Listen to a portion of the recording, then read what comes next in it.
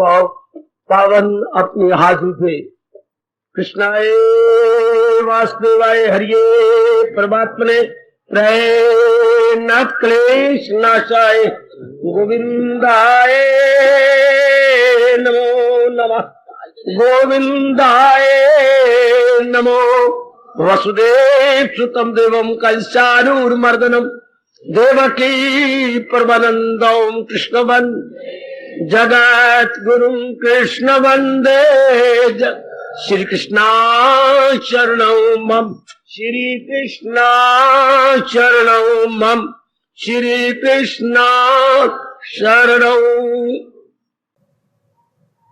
श्री कृष्ण गोविंद हरे मुरारे हे नाथ नारायण वासुदेव।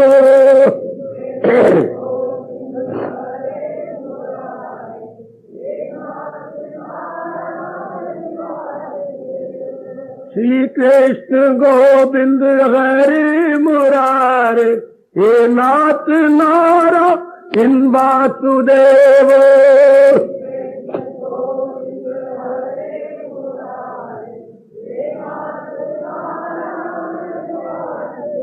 आओ मिलकर बोलेंगे नाथ नारायण वासुदेव।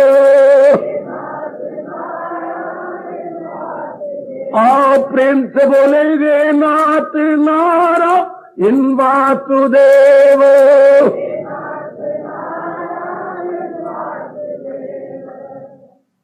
आओ भाग्यशाली कल्याणकारी मेरी देवियों, बड़भागी गीता के पैरोकार मेरे सज्जनों, धार्मिक भाइयों, कीजिए अपने मन को एकाग्र, यथामति यथाशक्ति कुछ ज्ञान लेके जाइए। ये मन में भाव बिठाते हुए कि भगवान जी के दिव्य ज्ञान के बिना कल्याण नहीं हो सकता। हम कल्याणकामी है ना। कई बार पहले भी कह चुका हूं मेरे सज्जनों मेरे देवियों, इस संसार में जहां जहां मनुष्य जाति रह रही है वह दो प्रकार के इंसान मिलते हैं। आप जैसे कल्याणकामी और बहुत संख्या गए कामकामी की, जिनमें कामनों का अंत ही कोई नहीं, वही पूरी करके और नई नई कामना लेके मर जाना चाहते हैं। आपका मन कई जन्मों में इस तरह करते करते ऊब गया, तंग आ गया, बेजार आ गया। अब आप अपना कल्याण चाहते हैं और कल्याण केवल भगवान से होता है। हमारे अहोभाग्य भगवान जी के श्रीमुख से निकली हुई इतनी चोटी की ज्ञान से भरपूर वाणी श्रवण करने का, एकांत में बैठकर मनन करने का और अपनाने के पक्का इरादा करने का सुअवसर, स्वर्ण अवसर हमें मिल गया।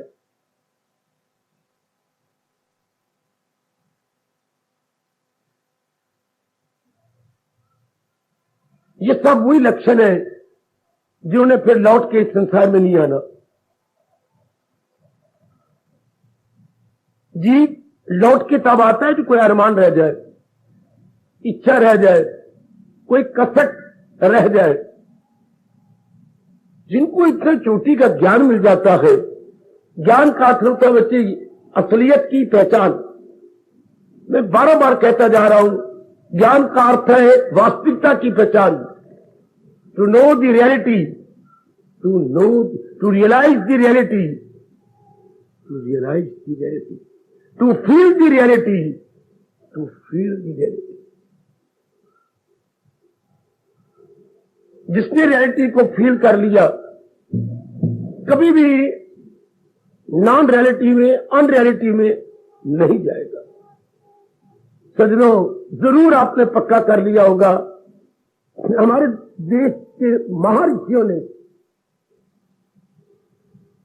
घोर तप करने के बाद इस सृष्टि के अनेक नियमों को निर्विकल्प समाधि में जान लिया और फिर आकर के ताड़ पत्रों पर उसे अंकित कर दिया। जिसे हम लोग उनकी उस कमाई का लाभ उठा रहे हैं। वो भी वैज्ञानिक थे, आंतरिक वैज्ञानिक, ये है बाह्य वैज्ञानिक। ये जो साइंसदान या साइंटिस्ट, ये प्राकृतिक साइंटिस्ट है। प्रकृति के पर्दे उतार उतार के देखे प्रकृति में कौन सा नियम, ये नियम कैसे काम कर रहा है, इसका क्या प्रभाव पड़ता है, ये जान रहे हैं। ऋषियों ने जान लिया था कि बाहर के नियमों को जान भी लिया। याद रखना, क्यों नहीं हमारे ऋषि बाहर लगे? क्योंकि उनको पता लग गया इससे तृप्ति नहीं होनी, तो हमारी सारी मेहनत व्यर्थ जाएगी। नाती धोती रह गई ते मुंह ते मक्खी, आज आप प्रत्यक्ष देख रहे हैं। जितनी चीजें इन्होंने प्रकट कर ली है, खोज निकाली है, अगर आप सच्चाई से काम लें तो उनका क्या हो रहा है, हानि बहुत ज्यादा है, लाभ बहुत कम है। आप एक भी चीज का नाम लीजिए, एक भी चीज इन्होंने ये प्रकट की और फिर मुकाबला कीजिए, उसमें गुण ज्यादा है या दोष ज्यादा है? आपको प्रत्यक्ष नजर आएगा कि उसमें दोष ज्यादा। किसी एक चीज का नाम ले लो, उसमें अवगुण आपको बड़े ज्यादा नजर आएंगे। क्यों? क्योंकि इंसान बारमुखी है, और बारमुखी इंसान कभी भी गुड मैनर्स, गुड एटिकेट में नहीं हो सकता। वो स्वार्थी बन जाता है, अपने पेट पे हाथ फेरना चाहता है, जिससे अनेकों को नुकसान पहुंचाएगा। जब जब इंसान स्वार्थी बना, उसने अनेकों को हानि पहुंचाई, और साथ ही वो अपने भविष्य को भी खराब कर लेता है। इसलिए जिस देश में मैं और आप पैदा हुए गए, वो ऋषियों का देश है, तपस्वियों का देश है, अर्थात आंतरिक वैज्ञानिकों का देश है। ऋषि इज इक्वल टू आंतरिक वैज्ञानिक, आंतरिक वैज्ञानिक।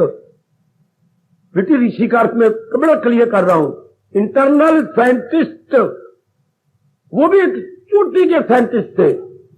Difference lies only in direction.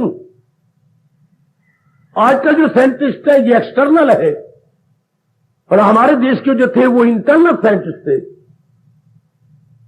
उन्होंने उन नियमों को जान लिया जिससे जीव 4 दिन आराम से काटता। सुनो मेरी बेटियों, मैं आपके लिए बहुत अच्छी वाणी लाया हूं अपने भगवान की, पूरा लाभ उठाइए। अवल तो हर नगर में ऐसी वाणी का प्रचार होना चाहिए, हर नगर में। पर भगवान की इच्छा ही नहीं। यहां भगवान ने पत्नी की विशेष बात है, कृपा कर दी श्रोता पर, वक्ता पर, कि मेरी वाणी में गीता जी, आपके मन में गीता जी, हम दोनों के व्यवहार में गीता जी, हमारे इतवार में गीता जी। ये प्रभु ने बड़ी कृपा की, बड़ी कृपा की, बड़ी दया की मेरी माताओं, बेटियों, बुजुर्गों और भाइयों। हमारे देश के ऋषियों को भी आप कहिएगा, आंतरिक वैज्ञानिक, इंटरनल साइंटिस्ट, उन्होंने एक नियम बताया। नियम तो उन्होंने अनेक खोज निकाले थे, not only one but so many. समय के अनुसार, प्रसंग अनुसार मैं उस पर प्रकाश डालता रहता हूं। आज एक नियम बड़े कमाल का आपको बताता हूं। बिल्कुल एकाग्र रहा करें, क्योंकि ऐसे नियमों को ना आप सुनने के आदी हैं और ना ही व्यवहार में लाने के आदी हैं। इसलिए इन बातों को मेरे से भी ज्यादा कदर कीजिए और अपना लीजिएगा। अगर हम नियमों को जानकारी नहीं करेंगे, नहीं अपनाएंगे, तो हमारा ही नुकसान हो रहा है। जो नियमों को नहीं जानता उसे एक शब्द बोलिए। जिसे भगवान द्वारा बनाए गए अटल नियमों का ज्ञान नहीं है, सीधा बात, अज्ञानी। अज्ञानी, अज्ञानी कौन? जो भगवान, मैं कितना क्लियर कर रहा हूं, जो भगवान द्वारा बनाए गए अटल नियमों को नहीं जानता, तो वो क्या करेगा? वो मनमानी करेगा। मन में जैसा विचार आएगा वैसा कर गुजरेगा। ये बिल्कुल ही सोचेगा कि इसका परिणाम क्या होगा। हाय, मैं जो इतनी लॉन्ग जंप लेने जा रहा हूं, इसके कॉन्सिक्वेंसेस और रिजल्ट क्या होंगे, नहीं सोचेगा।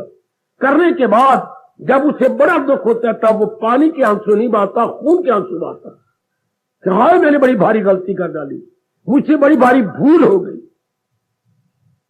हमारे अहोभाग्य और खासकर जितने भी मेरे युवक आ रहे हैं, ये मेरी युवती बेटियां आ रही हैं, बड़े अहोभाग्य। जीवन का एक लंबा सफर आपने काटना है और आपको जीवन के अटल नियमों का गीता के माध्यम से पता लग रहा है। तो मैं कह रहा हूं उनके में एक अटल नियम देखिए जो उन्होंने प्रकट किया। जरा एकाग्रता पूर्वक मेरी ओर देखकर, अटल नियम जो आपके बड़े काम आएगा साधना में इन दिनों जब आप कल्याण चाहते हैं। क्या? जो वस्तु ये देखिए, आप कोई बताया गए तो हमें क्या पता लगे, चाहे हम कितने ही बाई रूप में इंटेलिजेंट हो, कितने ही डिग्री होल्डर हो, हमें कुछ समझ नहीं आएगी जब तक भगवान ने बताया है। इंसान के बच्चे को जब तक बताया ना जाएगा तब तक यह काठ का उल्लू बन के रहेगा। इसलिए भगवान कहते हैं तू कर उनकी सेवा, जा और सीख उनसे, जाके राज की बातें उनसे सीख। पर आज राजदां है कहां? राज को जाने वाले को बोलते बेटे राजदां, आजकल कहां है? बहुत मुश्किल। अब जरा एक नियम जानिए, आपको बताया जा रहा है और हमेशा जान लेना, जो वस्तु आदि में ना हो, शुरू में इन दी वेरी बिगिनिंग, और अंत में भी ना हो, वो अगर बीच में प्रकट हो जाए, जैसे संसार, कितना टोटी का नियम है, वो नहीं रहेगा। जो जिसका आद ना हो, अंत भी ना हो, तो वो इन बिटवीन भी नहीं रहेगा। ये प्रकृति का अटल नियम। कई जन्म गुजर जाते हैं, हमें कोई नियम बताता था, उनको पता नहीं बताया कौन हमें। या हम एक बहुत चोटी के भक्त मां बाप के यहां पैदा होते, ब्रह्म ज्ञानी मां बाप के वहां पैदा होते, वो होते हैं केवल योग भ्रष्ट, जिनके पिछले जन्म की साधना पूरी होने ही वाली थी कि आयु ने वफा नहीं की, आयु खत्म हो गई तो उनकी कसर रह गई। वो फिर ऐसे घरानों में पैदा होते हैं छठे अध्याय के अनुसार, जिनके मां बाप बहुत चोटी के ब्रह्म ज्ञानी होते हैं, उनकी थोड़ी सी कमी होती है, वो जल्दी साधना करके तल्लीन हो जाते हैं। वो हम है नहीं, हम तो एक दरमियानी जीव हैं, बिल्कुल मीडियम। इसलिए आपको बड़ी जरूरत है अभ्यास करने की, और मेरे जैसों को बड़ी जरूरत है अभ्यास कराने की। बड़ा अभ्यास करना पड़ रहा है आपको। अब बात क्या है, जो वस्तु पहले भी ना हो, बाद में ना रहे, अब भी कोई नहीं, अब भी जा रही है। इसलिए ऋषि कह गए फिर उस संसार में दिल नहीं लगाना चाहिए जो जा रही है, टिकी हुई नहीं है। संसार आदमी में नहीं था, बनाया गया बिल्कुल, और आखिर में भी नहीं रहेगा, परले हो जाएगी, भगवान में समा जाएगा। और अब देखिए बड़े गौर से, अब भी टिका हुआ नहीं है। अभी हर प्राणी, हर पदार्थ भागता जा रहा है विद फुल स्पीड, तीव्र गति से हर चीज जा रही है। अभी कल की बात थी, हम मां की गोदी में थे। अभी कल की बात थी कि हम आंगन में भागने दौड़ने वाले बालक बन गए। देखते देखते हम किशोर थे, देखते देखते हम युवक हो गए, देखते देखते हम प्रौढ़ावस्था में चले गए। अब वृद्धावस्था सिर पर खड़ी हो गई है और मौत पर मुस्कुरा रही है।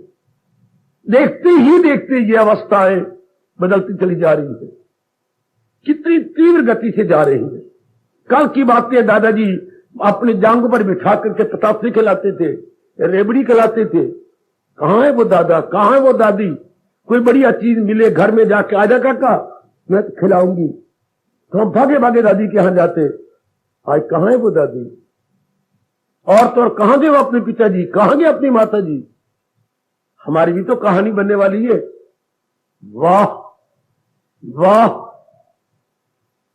यही हाल आपने नानी नाना का देखा होगा। छुट्टियों में आप जाते होंगे मां के घर, मां के पिछले घर में, तो देखते होंगे कहां गई नानी, कहां गया नाना, कहां गए मामी, कहां गया मामा। एक क्या हो गया, एन ओल्ड स्टोरी। हमारे जीवन की एक पुरानी कहानी बन के रह गई है। इसलिए जल्दी जल्दी अगर हमने तल्लीन हो जाना है अविनाशी में, तो जो चीज नजर आ रही है इस पर विश्वास नहीं करना, व्यवहार तो करना है। समझो मेरे जैसे से, आहा, व्यवहार करना है, बट नॉट टू बिलीव।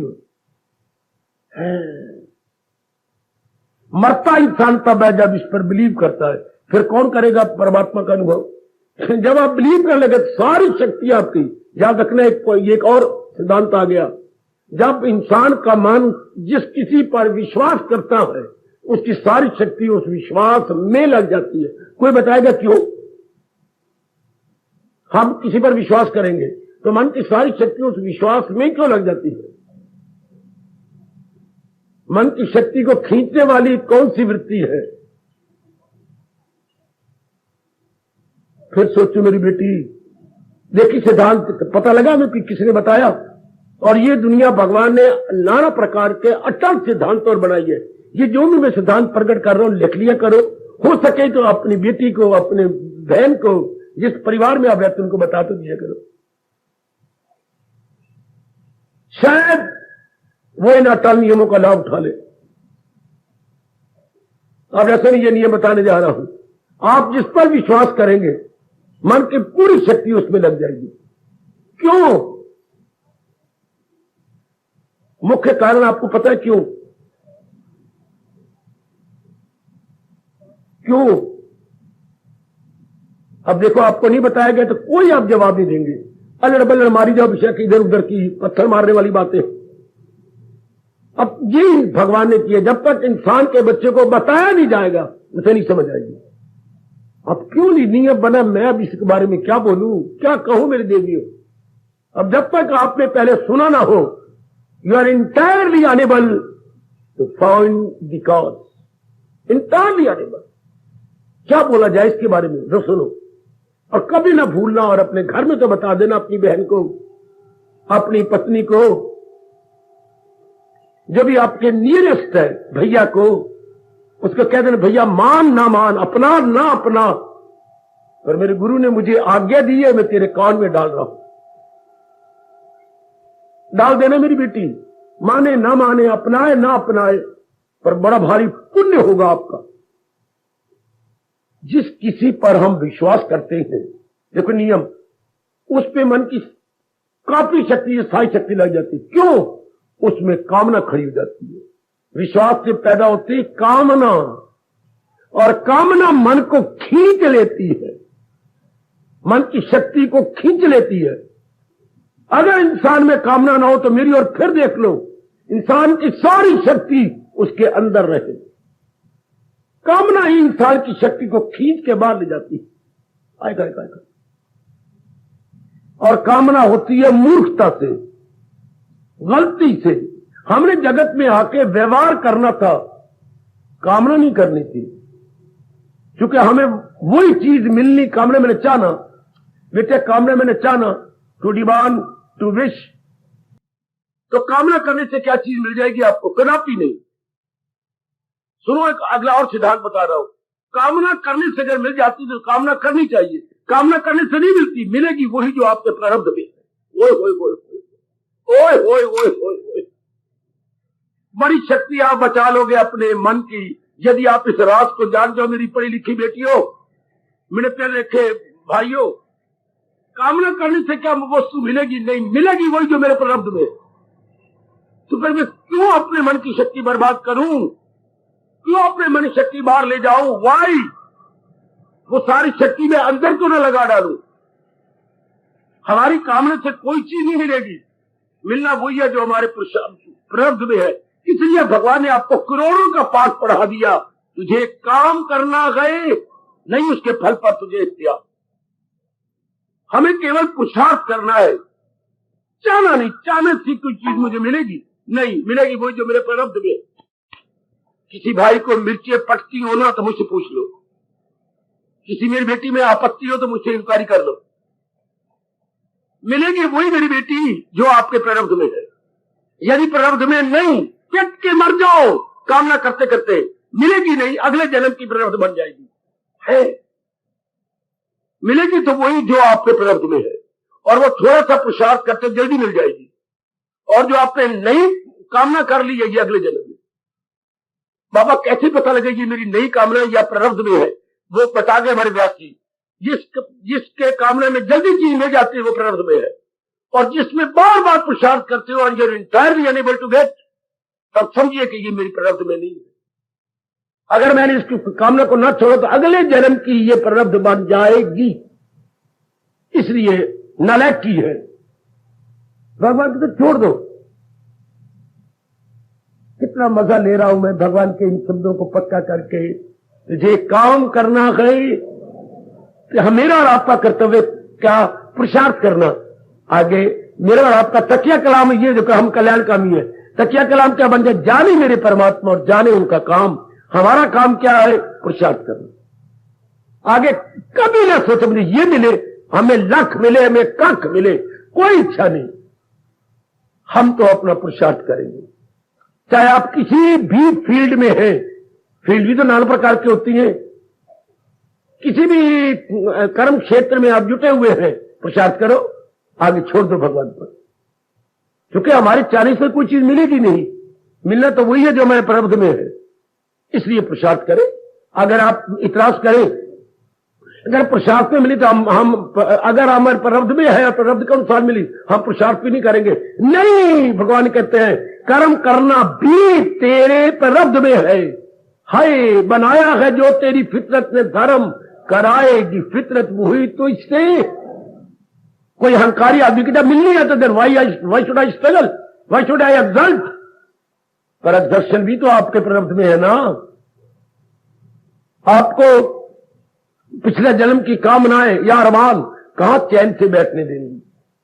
आपको अरमान करने का देंगी? नहीं।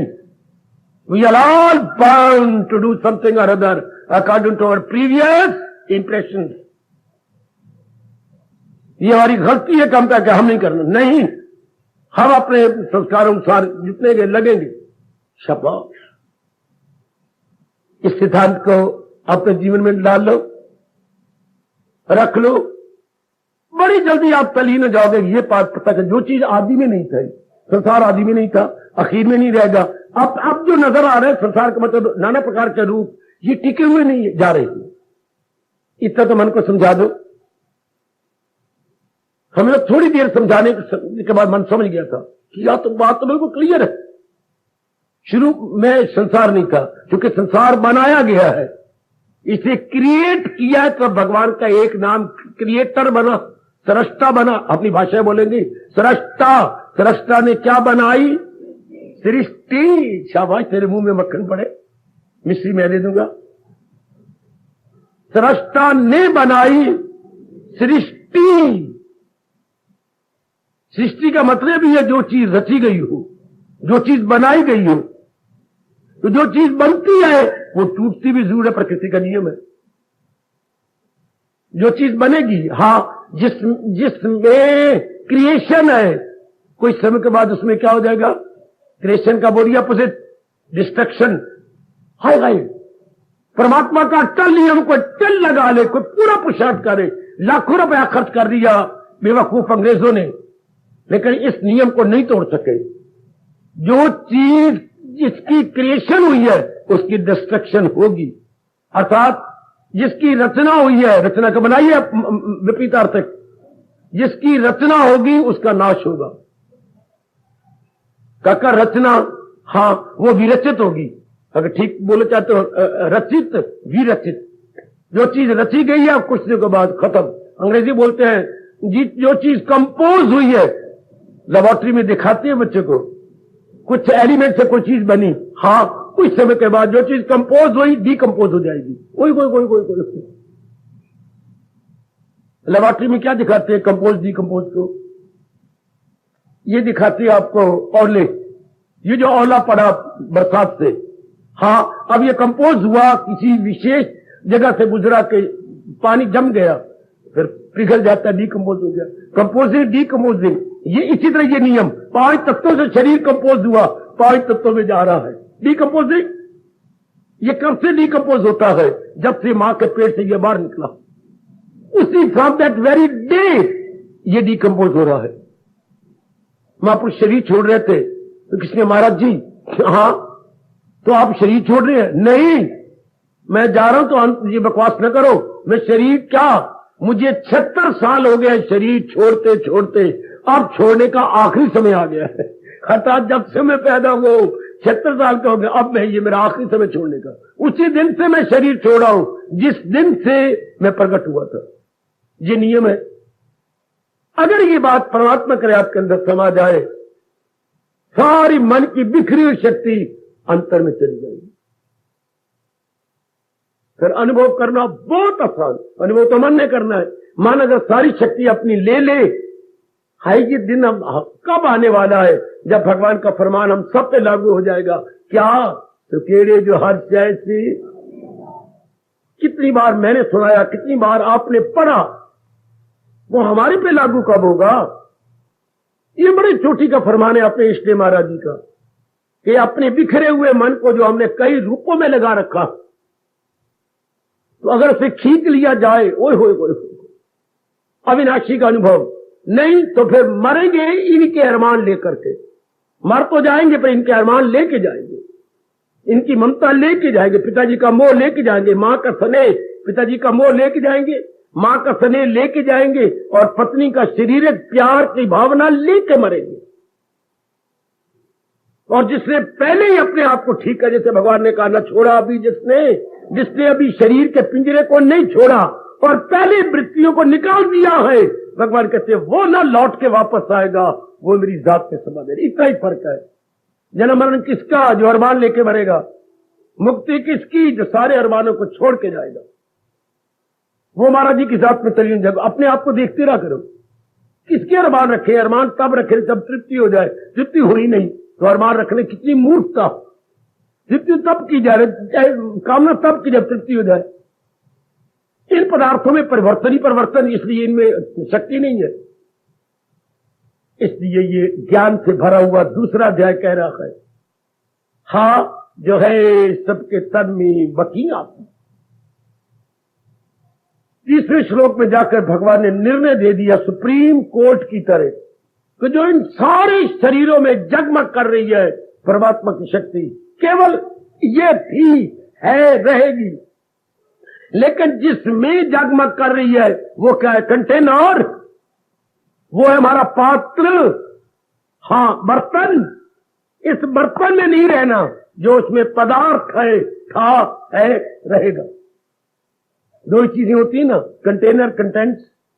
अपनी भाषा में कहे पात्र, बर्तन, और जो इसके अंदर हो पदार्थ। सृष्टि में यही तो है। ये पात्र कल है मेरे देवियों, और इसमें जो चीज है जो इसको चला रही है वो तो अविनाशी है। और ये पात्र जो है, द वेरी कंटेनर, इसने सर्वाइव नहीं करना। ये जिससे, क्योंकि ये बनाया गया है ना, बस अगर तो आपके भाग अच्छे हैं और नहीं आना है संसार में, बस इसी बात को जान लो कि मैं उस पदार्थ का चिंतन करूंगा, पात्र का नहीं। क्यों? पात्र पूरी स्पीड से 5 तत्वों में मिलने जा रहा, पूरी स्पीड से, विद फुल स्पीड, विदाउट कोई वर है इत्यादि इत्यादि। तो उस वक्त उसके मुंह से और खाए ये बोल निकले, जिससे एक मामूली इंसान हिंदुस्तान को चार लगाने वाला संत शिरोमणि बन गया। क्या अनमोल बोल थे, बोल तो वही निकलेंगे जो भगवान जी ने कहा है। क्या अनमोल बोल, लाज ना आवत आपको शर्म नहीं आती। इनकी घरवाली कवित्री थी बेटे, कवित्री, पोएटिस, बड़ी अच्छी इनकी कविता है। पर उससे बढ़ गया गुसाई जी, जो इतने चोटी के क्या लोकप्रिय कवि बन गए। और रामायण ने इनको 4 चांद नहीं 8 चांद 10 चांद लगा डाले। रामायण के कारण से हमारे गुसाई जी अजर हैं, अमर हैं, अविनाशी। रामायण ने इनको अविनाशी बना दिया। सुनिए, पत्नी के उद्गार और गुसाई जी का चोटी का संत बन जाना। लाज ना आवत आपको, दौड़ू आयो साथ, शर्म नहीं आती आप साथ साथ ही मेरे दौड़े आगे। कि लाज ना आवत आपको दौड़ू आयो साथ, दिखते कैसे प्रेम को, कहां कहूं लानत ऐसे प्यार को, मैं कहां तक कहूं आखिर हो तो मेरे पति। लाज ना आवत आपको दौड़ू आयो साथ, दिखते कैसे प्रेम को, कहां कहूं नाथ। अस्थि चरम में देह में जामे ऐसी प्रीति, हाड़ मांस चाम मल मूत्र का ये थैला, मेरे इस थैले के साथ इतना प्यार के रह नहीं सके एक दिन भी। अस्थि चरम में देह में जामे ऐसी प्रीति, आज चोट मार गया। क्या होती ये श्री राम में होत न तब भाव बीती। अगर इतना ही प्यार आप में राम के साथ करते, इस संसार के चक्कर से छूट ना जाते। रत्नावली, घरवाली का नाम रत्नावली। अब पागलों की तरह बोल, रत्नावली फिर क्या है? होती ये श्री राम में होत न तब भाव बीती। अगर इतना प्यार जो मैं तेरे शरीर के साथ करता हूं, यही प्यार मैंने भगवान के साथ कर लिया होता, तुम्हें भाव छूट जाता। ऊपर गए थे, कोई पत्नी ऊपर थी, ऊपर से एक छलांग मारी नीचे। और आज देख लो हमारे मन पर शिरोमणि जी का रामायण के कारण से राज्य कर रही है। हमारे मन उनके सिंहासन है, जब गोसाई जी की रामायण राज्य करती है। कितने चोटी के शिरोमणि सर इतनी बात से कि अगर यही प्यार जो मैं शरीरों के साथ करता फिरता हूं, अरे यही अपने प्यार महाराज जी के साथ कर दूं, बस चमक उठे बस। जंगलों में, सीधे जंगलों में चले गए और जंगलों में पैर रखा तो कवि बन गए। हा, वो तो सरस्वती जबान पे ही बैठ गई, क्योंकि सरस्वती ने बहुत बड़ा काम करवाना था। वहीं से ही आए नहीं, उनके पहले उद्गार जी, तो राम भजन कर प्राणी, रोई जा रही और बोली जा रही है, तेरी 2 दिन की जिंदगानी। काया माया बादल छाया, जैसे बादल की छाया है और थोड़ी देर बाद आगे निकल गई। ये काया और माया तो बादल की छाया है। काया माया बादल छाया, मूर्ख मनुआ क्यों भरमाया। उड़ जाएगा सांस का पंछी, फिर क्या आनी जानी। राम भजन कर प्राणी, तेरी 2 दिन की। हम भी अपने मन को समझा ले, उन्हीं के ही पद चिन्ह पर हम भागते दौड़ते जा रहे हैं। रहने संसार में जरूर, संसार के बन के नहीं, बन के अपने भगवान के। इतनी सी बात है, रहो पर संसार के बन के नहीं, भगवान के बन के। क्योंकि उनके कारण से ही हमारी काया चल रही है, उनके कारण से ही सारा संसार चल रहा है। पर है ये थोड़े दिनों का, काया भी हमारी थोड़े दिनों चलेगी, और जो इसको चला रहे हैं वो निकल जाएगा इसमें से। यही दूसरे अध्याय का 30वां श्लोक कह रहा। फिर तुझे गम किस बात का, रोता क्यों है? तू लाख रोले, क्या काया गिरेगी? नहीं गिरेगी। तू जिसके कारण से काया चल रही है उधर मन लगा ले। बहुत अच्छे, जिसके कारण से काया भाग रही है, दौड़ रही है, और एक अंग प्रति अंग अपना काम कर रहा है, तो मान इसमें लगाने के बजाय उसमें क्यों ना लगा ले। बहुत अच्छी, बहुत अच्छी। इसमें लगा मान ही लगाना है ना, रस्सी लेना तो इससे रस, क्योंकि ये तो जाने वाली है, उसमें लगा ले। वो परमानेंट चीज है, उसमें जीव रस लेके अपने आप को तलीन कर देता है। सज्जनों, बड़ी अच्छी राय। ज्ञान की इतनी बात भगवान समझाने के बाद, नाशी अविनाशी के बारे में क्लियर करने के बाद, ये प्रसंग पूरा होने वाला है। इस 30 श्लोक तक पूरा हो गया।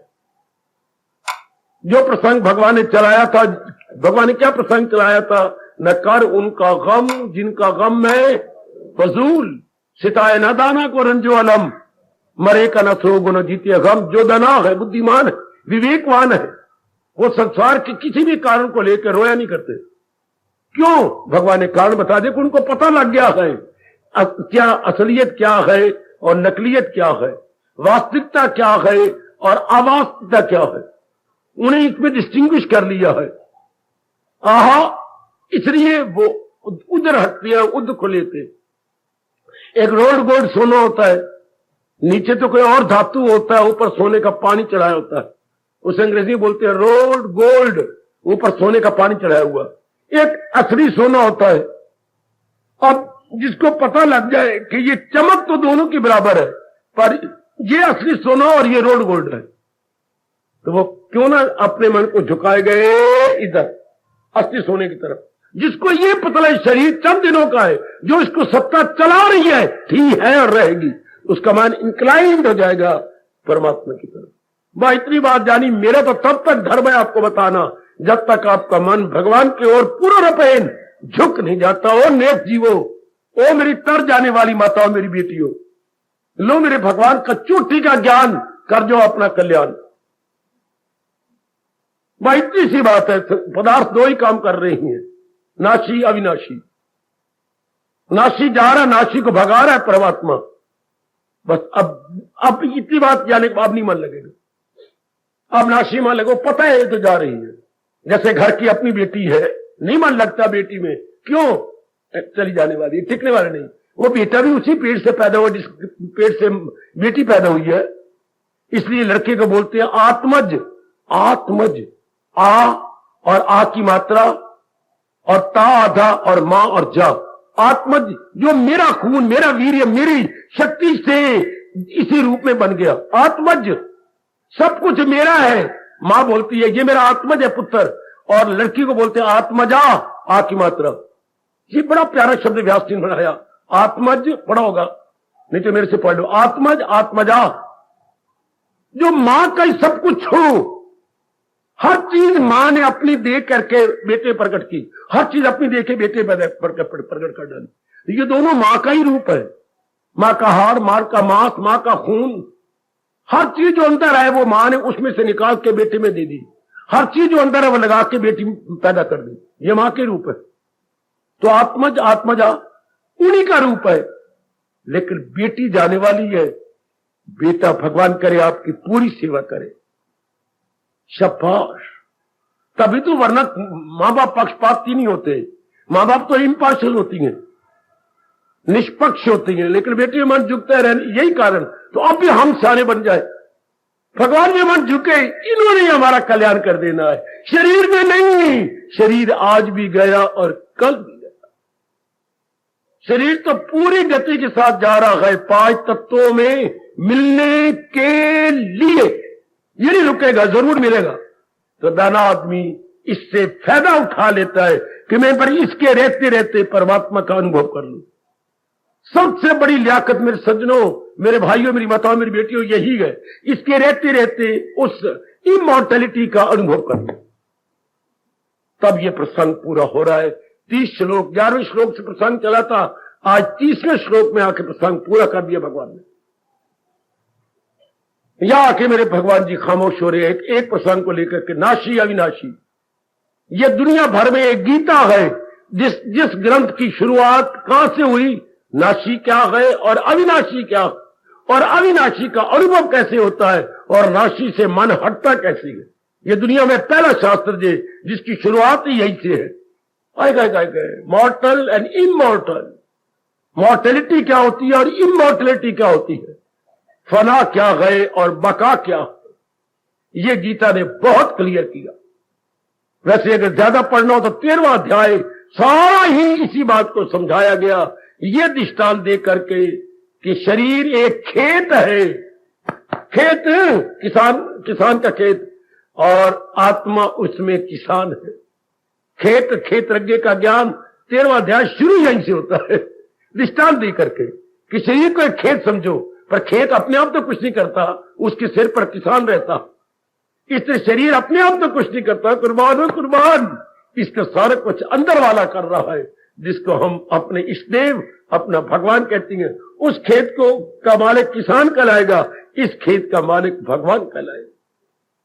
कितना अच्छा दृष्टांत प्रभु जी ने जल्दी जल्दी समझ आ जाने के लिए दिया, शाबाश।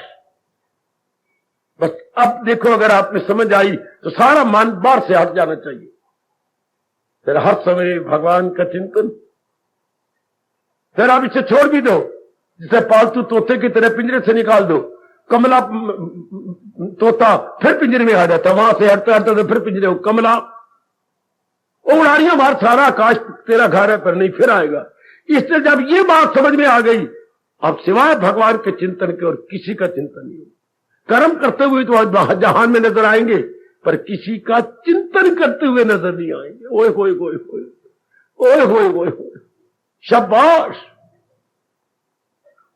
स्वामी जी, मेरे गुरुदेव स्वामी रामप्रीत जी महाराज स्वयं नाम धन्य, जब प्रचार करते हुए जापान अमेरिका से वापस आए कई सालों के बाद, तो श्रीमती थी, इनकी शादी हुई थी, 2 लड़के भी थे। वो पहाड़ों में जाके पहुंची ऋषिकेश से ऊपर और प्रणाम किया। स्वामी जी को मैं सादर प्रणाम करती हूं।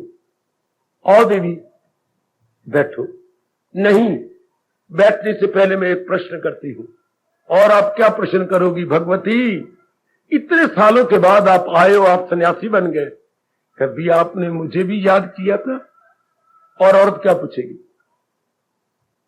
कभी आप मुझे भी याद करते थे?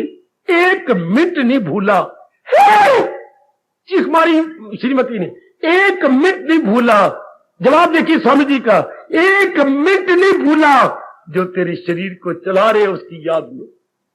जरा आगे देखिए क्या गजब ढा गया ये कहने में। मैं तो बड़ी खुश हो गई, फिर चेहरा उतर गया। हाय रब्बा, पैर पैर के वही आ गया। एक मिनट नहीं भूला जो तेरे शरीर को चला रहे हो, मैं उसकी याद में एक मिनट नहीं मार गया। मैं हमेशा उसको याद करता रहा हूं। और तुझे भी यही कहता हूं, अगर नारी चोले में कल्याण करना है, गुरुदेव पत्नी कह रहे हैं, वहीं से लौट के चलेगी वापस। अब मैं तब मुंह दिखाऊंगी जब हर समय भगवान का चिंतन करूंगी। तो स्वामी जी ने पहले ही शरीर छोड़ दिया। 33 साल के थे जब उन्होंने गंगा में अपने आप को छोड़ दिया। तो मेरे सज्जनों, ये तो महापुरुष आती हैं कई जीवों को जगाने और भगाने के लिए। जागो, भागो, जा मिलो अपनी असल सत्ता के साथ। आहा, जगा लेती है। आज मेरी ड्यूटी लगाई गई आपको जगाने की। जागो और अपने में तलीन हो जाओ। बड़ा आसान है। मैं अनेक बार कहूंगा, यदि मन चारों ओर से हट जाए और अंदर आ जाए, बड़ा आसान है मालिक की जात पे मिल जाना। बड़ा सच, मन में बड़ी शक्ति है जो अपने अंदर में जल्दी मिल जाता है। मिलता है इसलिए नहीं कि दिखना पड़ा, इधर उधर लगा पड़ा है। और हटाने का तरीका बड़ा अच्छा, ये चीजें जा रही मनो तो लग, पर लग उसमें जो तेरा साथ भी दे, ये तो जा रही है। देखो कितनी हैरानगी की बात है। पता नहीं, हम गारंटी से नहीं कह सकते कि कल मिलने वाले, ओए ओए ओए ओए, हम गारंटी नहीं दे सकते किसी की कल तक है। अपने शरीर की गारंटी कोई नहीं, ना आप कैसे हम कल मिलेंगे। हम हिंदू लोग क्या बोलते हैं, मालिक ने चाहा तो कल फिर मिलेंगे। हमारे मुंह से पहले ये निकलता है, ओ बेटी भगवान ने चाहा तो कल फिर मिलेंगे। आहा, ये तो आजकल नलायक आदमी कहती हैं, गंदे आदमी जो सिर्फ शरीर को सब कुछ समझे बैठे हो। आहा, फिर कब मिलेंगे? जब आप कहेंगे।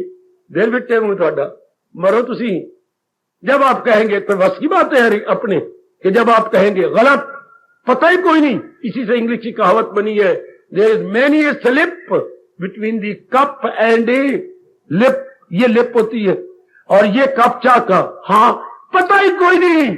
ये भरा हुआ कप में लिप तक ले भी आने वाला हूं कि नहीं। हाय हाय हाय, many a slip between the cup and the lip, पता ही कोई नहीं। इसी को भारतीय कवि ने कितना अच्छा कहा, जो अपने देश में ये शेर बड़ा प्रसिद्ध है। तो अपने मन को समझा लिया करो, मनुआ फिर बारमुखी हो रहा। हाय, फिर बारमुखी, देख तुझे जगाने वाले कितना अच्छा कह रहे हैं। हाय हाय हाय हाय हाय हाय, आ गए अपनी मौत से कोई बशर नहीं। किसी इंसान को पता नहीं आगा मैंने जानकार कि मैंने कब शरीर छोड़ देना। आगा अपनी मौत से कोई बशर नहीं, सामान 100 बरस का और पल की खबर नहीं। 100 साल जीने का हमने सामान इकट्ठा किया, दान दोन सब कुछ, लेकिन एक पल का भरोसा कोई। कब हार्ट फेल हो जाए, कब कोई अंग चलता हुआ रह जाए, कब आत्मा भगवान खींच ले, पता ही कोई नहीं। इसलिए दारा आदमी हमेशा प्रभु के चिंतन में लग जाती। बाकी अपने काम करती है, वो भी कर्तव्य कर्म रह जाती है मेरे सजनों मेरे देवियों। बाकी कर्म छूट जाते हैं, कर्तव्य कर्म है, एक्शन छूट जाती है, ऑब्लिगेटरी एक्शन रह जाते हैं मेरे सजनों। बस अगला प्रसंग शुरू करने से पहले मैं आपको नेक राय दे रहा हूं कि ये दो पदार्थ जो रब ने इकट्ठे किए हैं, जड़ और चेतन, मूवेबल एंड इमूवेबल, ये दो चीजें काम कर रही हैं। इसके साथ और बड़ा प्यार किया, बहुत कुछ कर लिया इसके साथ, बहुत प्यार दे लिया, बहुत प्यार ले लिया। अब इससे उसका अनुभव करें परमात्मा। शरीर की सहायता से हम मदद करें भगवान, अनुभव करें भगवान को। और वो भी हमारे भक्ति यदि कह रहे हैं, तब तक जब तक अंग कमजोर नहीं हो गए और हमारे हाथों से छूट नहीं गए अंग, तब तक कुछ ठोस रूप में कर लेना चाहिए। वरना घर को आग लगने पर मूर्खता होगी कुआं खोदना। क्या हम कुआं खोद रहे, क्यों आग लगी हमारे मकान को? कुआं खोद के पानी निकालेंगे, आग बुझाएंगे, इतने में मकान सड़ जाएगा। हाँ, पिछली उम्र में भगवान का भजन करेंगे, खाक भजन करेंगे, हाथ हिल रहे होंगे, लारें निकल रही होंगी, दिखाई देगा नहीं, पैर और जांघें हिल रही होंगी, उस वक्त क्या करेंगे? जरा सा मुंह से बोलेंगे राम, अगले थप्पड़ मारना, उन्हें मुंह पर थूक जाएगी, अभी शब्द भी नहीं निकलेंगे, फद्दे हो जाएंगे, दांत साथ टूट जाएंगे। उस वक्त क्या? Now is the proper and high time to avail it. अपने मन को समझाने वाली बातें हैं। गीता में तो चोटी का ज्ञान है, और ज्ञान शुरू होता है जान जड़ क्या है और चेतन क्या। शुरू से प्रभु जी ने यहीं से ज्ञान शुरू किया कि ना रो इस शरीर के लिए, शरीर तो वैसे ही जा रहा, शरीर तो अपने दिन पूरे करके जाएगा, रत्ती बड़े रमासा घटे, इसकी तो आइए मुकर्रर है। इसलिए पुरुषार्थ करें उसके लिए जो शरीर को चला रहा है, बहुत अच्छे जुटे उसके लिए जो इसको भगा रहा है, दुड़ा रहा, उसको हम परमात्मा कहते हैं। शरीर में हो तो वह आत्मा के नाम से पुकारा जाता है, वरना सर्वव्यापी में वो परमात्मा। घर में हो तो हम उसे पिताजी कहते हैं, हाँ, और जब बाहर में हो तो उसे क्या कहते हैं? देश का बादशाह। देशवासी उसे अपना प्यारा बादशाह कहेंगे, लेकिन वो जब घर में आएंगे तो सारे पिताजी पिताजी कह के लिपट जाएंगे कि हमारे पिताजी आ गए, हमारे पिताजी आ गए। वो ये नहीं कहेंगे कि हमारे भारत का बादशाह आ गया, वो तो अपना रिश्ता जताएंगे। अंदर वो आत्मा कहलाती है, लेकिन सर्वव्यापी रूप में तो वही परमात्मा। और इस राज को जान ले, इस जन्म में तो मेरे भगवान का कहना मान लो।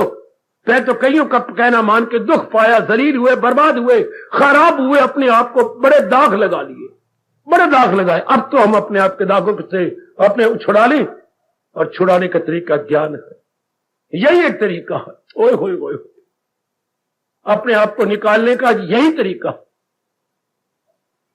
मेरे साथ शामिल चोट मारते हुए हम विदा हो जाए। कियो आज जन्म लिया पर कदर जन्म दा पाया ना, कियो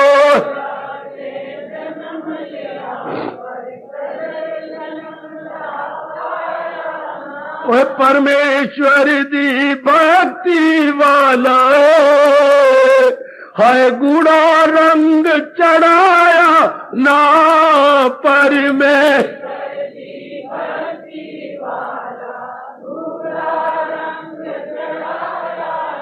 भाई की आज जन्म लिया पर कदर जन्म दा पाया ना, कियो जन्म लिया पर कदर जन्म दा पाया ना। इतना सुंदर चोला मिलिया, दागो दाग लगाया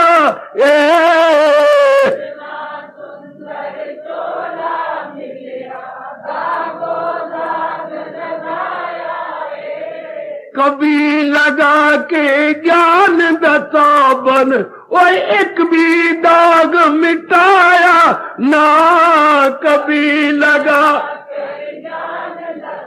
हाय हाय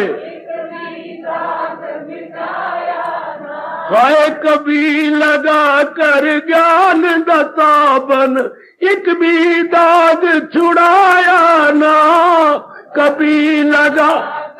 बहुत अच्छे, बहुत अच्छे। है कियो आज जन्म लिया पर कदर जन्म दा पाया ना। बहुत अच्छे।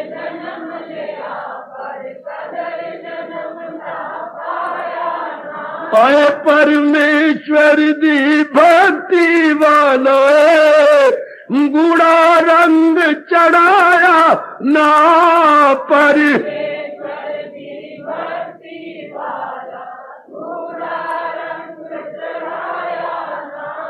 एक आदमी में बैठ के सोचा करो, और जैसे हमारे सरताज और मन के राजा भगवान जी समझा बता रहे हैं, ऐसे ही बन जाने की पूरी कोशिश करो। मेरे प्रभु आपकी और भी सहायता करेंगे। क्योंकि मैं कई बार कह चुका हूं और आज फिर कह के खामोशी ले रहा हूं, भगवान उन्हीं की सहायता करती हैं किनकी, जो पुरुषार्थी हैं, जो खून पसीना एक करके कर्म में लग जाती हैं। तो याद रखना सिद्धांत है, भगवान हर समय पुरुषार्थी की सहायता। भगवान किसका पक्ष लेती है? पुरुषार्थी का। भगवान पुरुषार्थी का पक्ष लेती है। और जिस तरीके से प्रभु जी पुरुषार्थ करना सिखा रहे हैं, उसी तरीके से पुरुषार्थ करें, भगवान हमारी सहायता करेंगे। कर रही है और भी ज्यादा करने के लिए मजबूर हो जाएंगे यदि उनके अनमोल कथन के अनुसार हम पुरुषार्थी बन जाएंगे। तो हार्दिक धन्यवाद, हार्दिक आशीर्वाद। आरती करके जाया करो मेरे बच्चों। और तू मेरा इष्ट देव है, तू मेरी जिंदगी है। तू मेरा इष्ट देव है, तू मेरी जिंदगी है। तेरी गीता मेरी रहबर, तेरी गीता मेरी रहबर। इससे गड़ न बंदगी है, तेरी गीता मेरी रहबर। इससे गड़ न बंदगी है, तू मेरा इष्ट देव है। तेरे ज्ञान को समझना, इसे मन में है बिठाना। तेरे ज्ञान को समझना, इसे मन में है बिठाना। मेरे जीवन का मकसद हो, मेरे जीवन का मकसद मेरी शान जिंदगी है। मेरे जीवन का मकसद मेरी शान जिंदगी है। तू मेरा इष्ट देव है, तू मेरी जिंदगी है। तेरी गीता मेरी रहबर, तेरी गीता मेरी रहबर। इससे गड़ न बंदगी है, तू मेरा इष्ट देव है। तेरी याद है इबादत, तेरी गीत है रियाजत। तेरी याद है इबादत, तेरी गीत है रियाजत। तुझे कैसे भूल जाऊं, हो तुझे कैसे भूल जाऊं, सारा सारा शर्मिंदगी है, तू मेरा इष्ट देव है, तू मेरी जिंदगी है, तू मेरा इष्ट देव है। तेरा दीदार माना जो न हो सका अभी तक,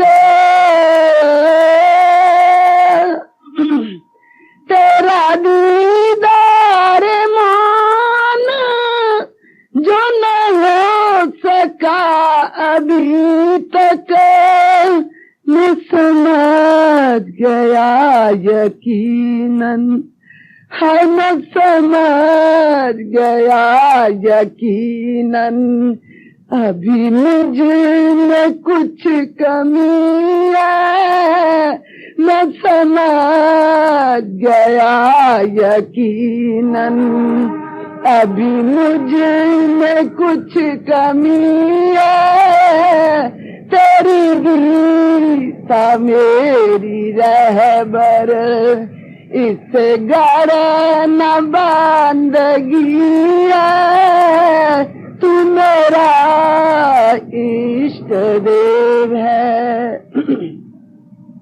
ये दोनों फैला कर श्री चरण में दुआ करे,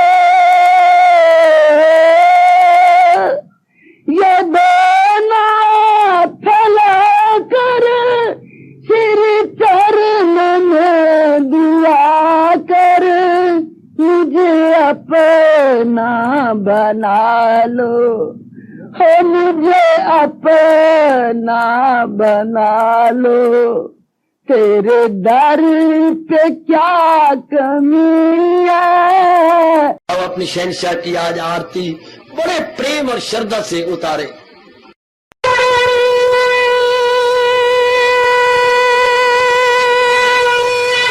ओम जय जगदीश जय हरे स्वामी जय दीना लात हरे भगत दास जनों के अवगुण